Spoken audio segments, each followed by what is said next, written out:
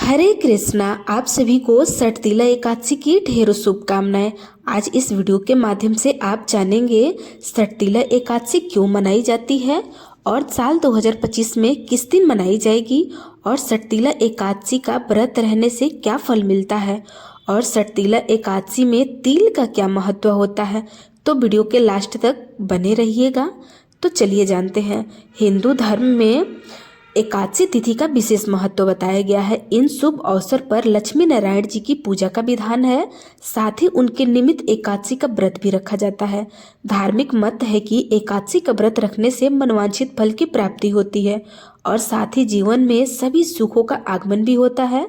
एकादशी व्रत महिलाओं और पुरुष दोनों रख सकते हैं। माघ माह में सटतिला एकादशी का व्रत रखा जाता है।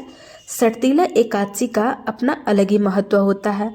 वैष्णव समाज के लोग एकादशी तिथि पर पूरे विधि विधान से व्रत रखते हैं और भक्ति भाव से लक्ष्मी नारायण जी की पूजा करते हैं। साथ ही एकादशी के दिन विशेष उपाय भी किए जाते हैं। लेकिन क्या आप जानते हैं कि माघ माह में सटतिला एकादशी क्यों मनाई जाती है? आइए जानते हैं।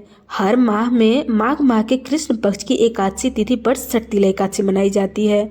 आसान शब्दों में कहे तो माह के कृष्ण पक्ष की एकादशी तिथि को सटतिला एकादशी कहते हैं। धार्मिक मान्यता है कि इस व्रत को करने से मोक्ष की प्राप्ति होती है। शास्त्रों में निहित है कि सटतिला एकादशी का व्रत करने से भगवान विष्णु की कृपा बरसती है और साथ ही बिगड़े काम बन जाते हैं। इस एकादशी तिथि पर तिल और अन्न का दान करने से अमोघ फल की प्राप्ति हो जाती है। अब जानते हैं सटतिला एकादशी का व्रत रहने से क्या फल मिलता है। सटतिला एकादशी भगवान विष्णु की प्रिय एकादशियों में से एक मानी जाती है। इस एकादशी का व्रत रखने से सभी मनोकामनाएं पूर्ण होती है और घर में सुख समृद्धि का आगमन भी होता है। सटतिला एकादशी व्रत को करने से दरिद्रता और दुखों से छुटकारा मिलता है।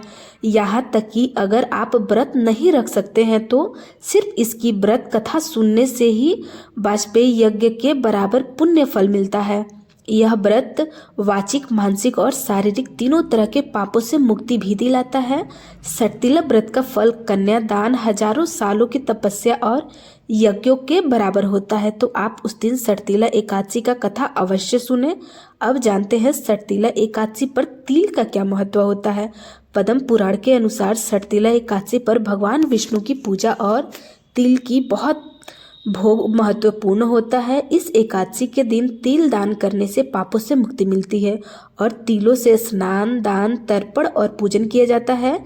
तिल के अनेक उपयोग के कारण ही इसे सटतिला एकादशी कहा जाता है। तो आप जितना ज़्यादा से ज़्यादा हो सके तो उस दिन तिल का उपयोग ही करें। अब जानते हैं कब रखा जाएगा सटतिला एकादशी का व्रत।